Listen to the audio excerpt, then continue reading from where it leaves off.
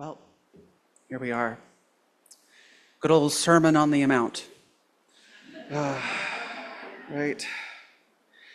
Used to be I dreaded this kind of thing because coming from rural Appalachia, it's what the heck do I know about church finances and money? And friends, if you're visiting, we don't talk about church finances every Sunday, I promise you.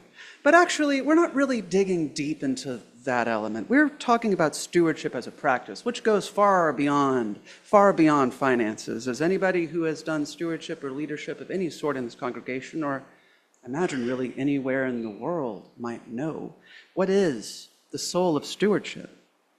Given that we are in stewardship season, it could be tempting to assume that it's all finances, because we have people who come up once a month or once every few weeks and talk about what calls them to pledge to Second Unitarian. That's part of the story, y'all. It is not the whole picture. Stewardship is a sacred act of caring for what has been entrusted to us, whether it be our communities, our planet, or the love we share. Stewardship is a calling that invites us to nurture, to tend, to give. To be a steward is to trust in abundance.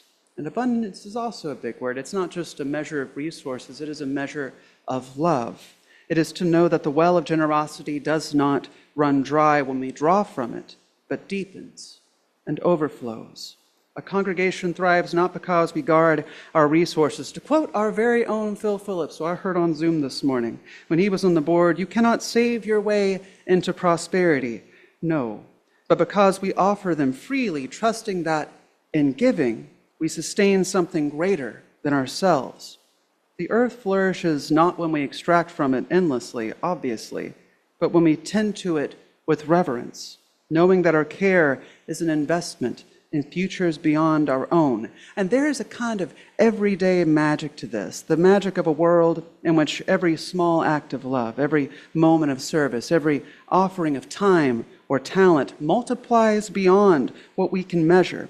Stewardship is not a duty in so much as it is a kind of dance, leaning in with the infinite, a rhythm of giving and receiving and sharing, an unfolding of grace. It's fundamentally the practice of love in relationships to build something larger than ourselves. But that something is that we are also a part of and are supported by. The soul of stewardship is not in budgets or spreadsheets or fundraising goals, but in the deep, abiding relational belief that what we cherish must be nurtured, like a garden or a forest or a family, and that what we give will transform both the world and ourselves in turn. For what we touch, we change, and what we change changes us. That said, I would encourage y'all to look into our budget and see it as more than a mere spreadsheet. You can find it on our church website. It is not a secret. More than a spreadsheet. It is not the soul of the church. That is y'all. This is how Unitarian Universalism is. The congregation, the people, wherever two or more are gathered in the name of love, that is the spirit of the church. But the budget is something. It's a mirror. It's a reflection of this community and what it values. This community values religious education and ministries that enrich families. And so we have Ashley, who provides us with wonderful material like what we just saw. We value concise and effective administration, a ministry in its own right, ad ministry. And so we have Jamie. We value technical expertise, the kind of cyber magic that allows us to make our worship available over Zoom. And so we have Sarah. We value our living tradition, our denomination. And so we have proudly been and remain a fair share congregation. The soul of stewardship is not merely about sustaining an institution or meeting financial goals. It is the collective will realized. It is our values made manifest. In this way, at least, our budget is a sort of sacred text within and to this community. Mundane, oh yeah, mundane, but alive with a kind of common, everyday magic, having its value nested within values themselves. At its essence, stewardship is an act of devotion, a recognition that what we cherish, we must nurture. Love, if it is to be real, and love is one of our values, our central value, it must be embodied. It must take form in care, in generosity, And yeah, in commitment, we remain non-dogmatic, of course, but we are definitely a faith tradition and one that calls us to a higher commitment, to a kind of devotion, and not just to this church, but to the cause of love more broadly. Stewardship is that practice of love made tangible through the expression of our deepest values. So to be a steward is to trust in something beyond ourselves, to trust in abundance rather than leaning into the fear of scarcity, to trust that what we offer will return in ways we cannot yet imagine. It is easy to hold tightly to what we have, to fear that if we give, we will be left with less. And this is honestly fair. For example, maybe you've gone to a protest of some sort and hardly anyone showed up. I know I have. I know how I felt. Feels ineffective. Man, maybe this isn't for me. Why show up if no one else is going to show up? Why share if no one else is going to share? And so apathy spreads like wildfire. If you have ever taken a chance, friends, made a connection, protested, voted, loved, lived, you've taken a leap of faith. You have allowed yourself to, in a moment, believe in a thing beyond yourself. And yes, sometimes we do get let down. Sometimes that really hurts. Too much of this, and it's a sort of death by disconnection. Such is the downfall of faith communities who cannot speak openly and honestly and realistically about their financial situations, because it is a death by disconnection.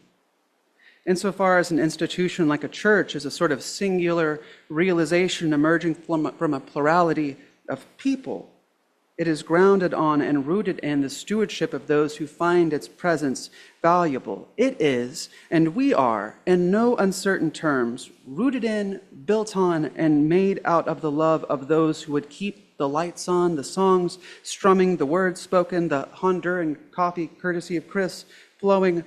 Stewardship, as it applies to this community, is a call. It is a charge, a question asking us to open our hearts and realize that generosity, that is part of our values, the G in JetPig. If you know, little justice, equity, transformation, pluralism, interdependence, and generosity, too hard to remember? JetPig. The practice of stewardship, friends, reminds us that nothing we have is truly ours alone. The air we breathe, the earth beneath our feet, the community that holds us, all of these are gifts we receive. And in turn, we are called to give back, to sustain what sustains us, knowing that the well of generosity does not run dry when drawn from. It deepens. Stewardship is not about just maintaining what exists. It is about participating in the unfolding of what might be. Consider what this place might be like in 10, 15 years. I invite you to think about it. Even if you're new here and you've never been here before, just what you know of the place, what you've experienced so far. I know a lot of y'all have been here a long time. Who is here? Think on it. The young people here are growing up, going off to college, starting families of their own. The young couples here are still together. I sure hope so. Loving one another through the hard times that we are in. How will we be affected in the future? What will the legacy of this place be? In 10, 15, 20 years, who will inherit this place? Will it be here to inherit? I am pretty sure it will be, because the people who love this place into realness love this place into the future. And so let us ask ourselves, do we believe in this place? Do we believe in these people? Do we believe in the future we are building together? The world is shaped by those who show up, who take that leap of faith, who give, who cultivate. Stewardship is the recognition that we are not passive observers in this life, but active participants in its becoming. It's not transactional like that, though. It's transformational. It's not asking, what am I going to get in return? But rather, what can I offer? It is a gift and a shift from obligation to joy, from scarcity to sufficiency. It is the radical belief that when we give freely, we are not left with less, we are left with more. More connection, more meaning, more love, more of the world that we wish to be a part of, more of us for the world to witness. This is a way of saying yes, friends, to life, to love, to the responsibility of tending the garden where little everyday miracles might happen. And so we are invited into this sacred work, not out of duty, but out of devotion, not out of fear, but out of faith, not out of scarcity, but out of the knowing that there is enough, that we are enough, and that what we give today will create ripples of abundance beyond what we can imagine. And so this is the soul of stewardship, to love, to trust. An act of trust because it invites us to move beyond fear and into a lived, embodied faith, a meaningful, realizable faith, not the kind of faith about idle things beyond us that we may or may not have access to, the kind of faith that has you, the faith we can have in humanity and one another, and places where love can grow real and wild, faith in abundance over scarcity, faith that what we offer will multiply in ways we cannot yet imagine. It asks us to loosen our grip on what we think we must hold on to and instead open our hearts to possibility. It is participatory, friends. Such is the life of faith. It is not a thing one passively floats around on.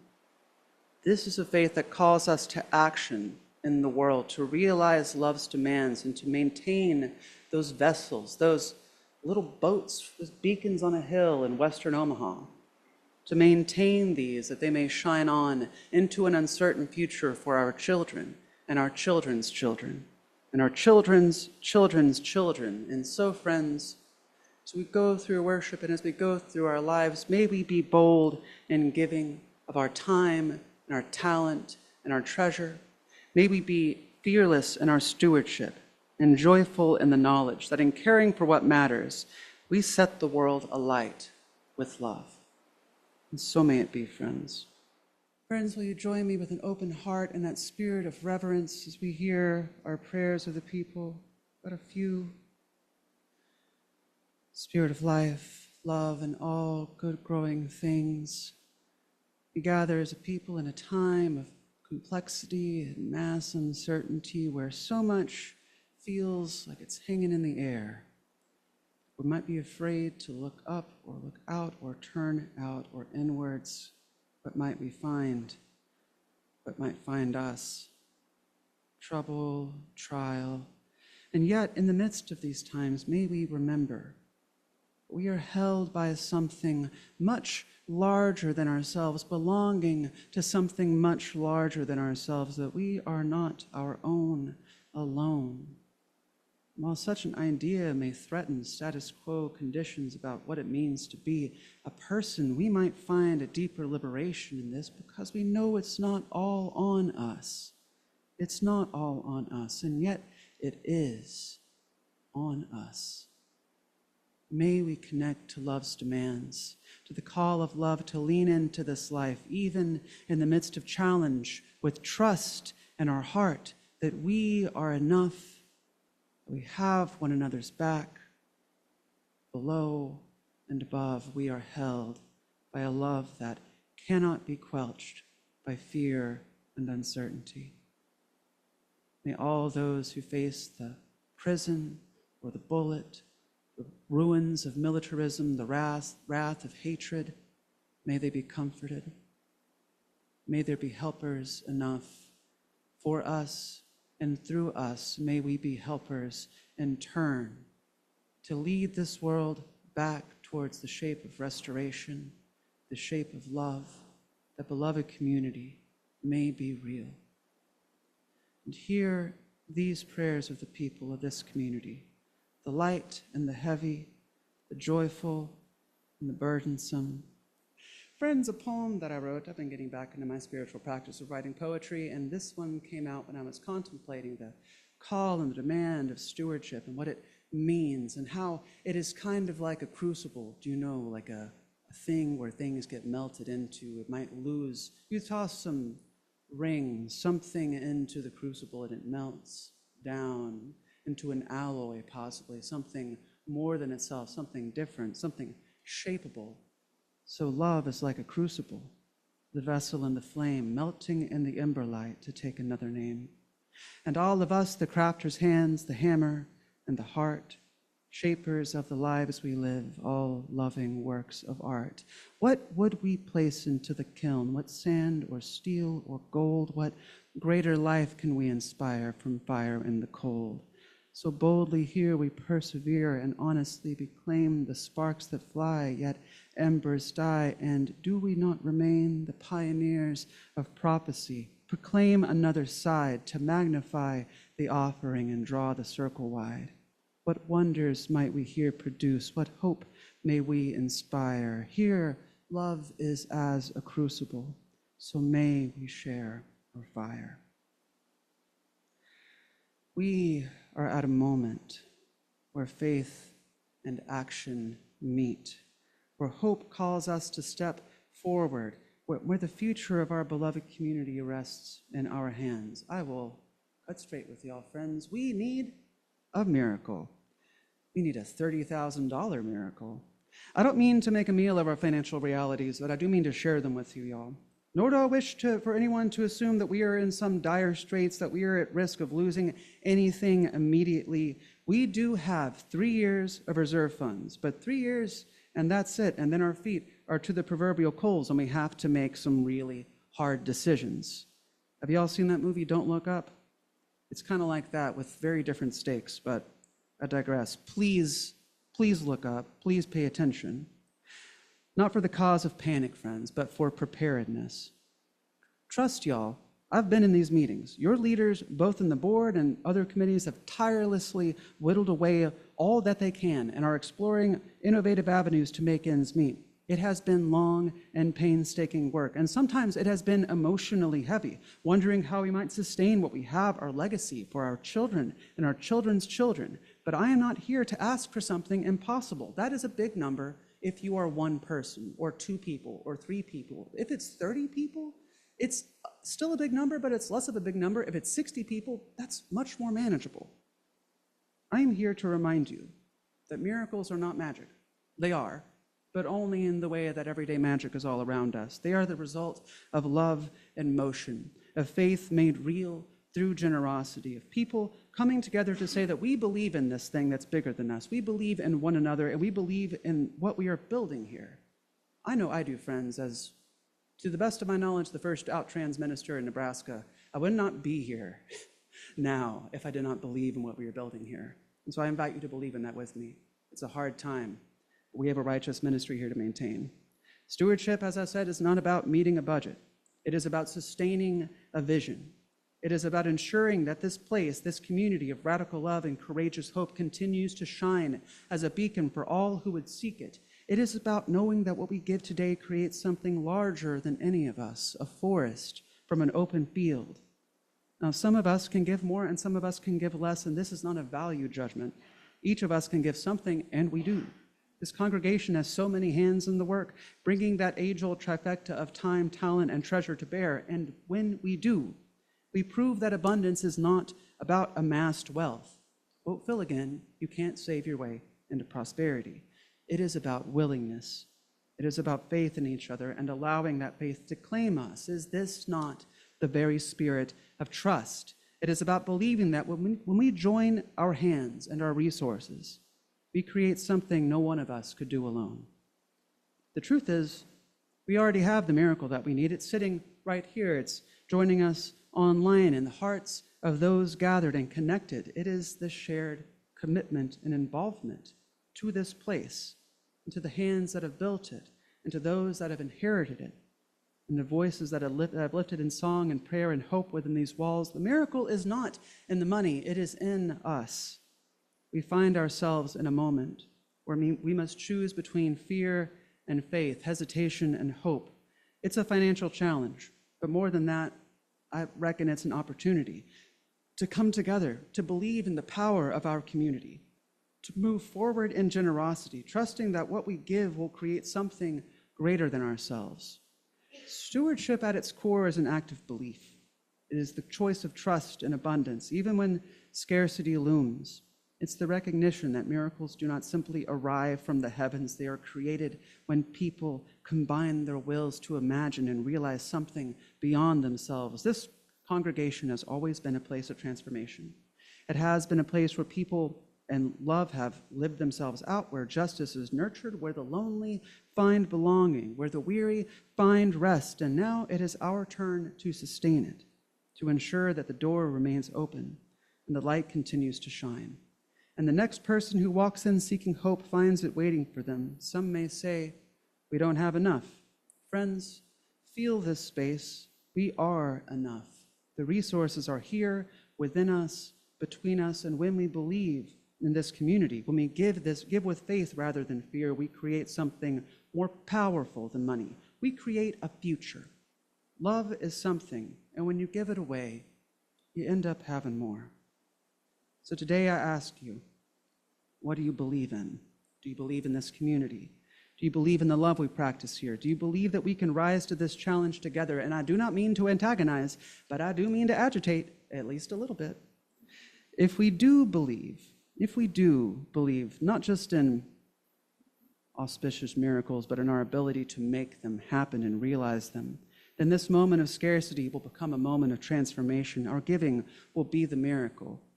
In a decade or more time, the folks who inherit this community will remember the ones who shepherded this congregation towards true sustainability, towards real thriving. And in the end, they and we will turn back and say, we believed, and our belief led us to act, and that made all of the difference. So friends, I invite you and I challenge you, and I'm going to make my pledge this year as well. I have learned that it is the practice of clergy in this congregation to make a pledge, and so I will be pledging this year as well for the first time. But maybe give boldly, friends. Maybe give joyfully. Maybe give knowing that what we build together today will bless all who walk through these doors for years to come, for our children, for our youth, for our young families, for those who need. Call me a socialist, if you will, friends, and you'd most certainly be right, but is it not from each according to their ability, to each according to their needs? In beloved community, at least, this must be true. May all gifts be honored here, of time and talent and treasure, measuring up to more than our fear, that love may last forever. We need a miracle, friends, but miracles can happen. They can happen when we believe and when we act. We can believe more broadly.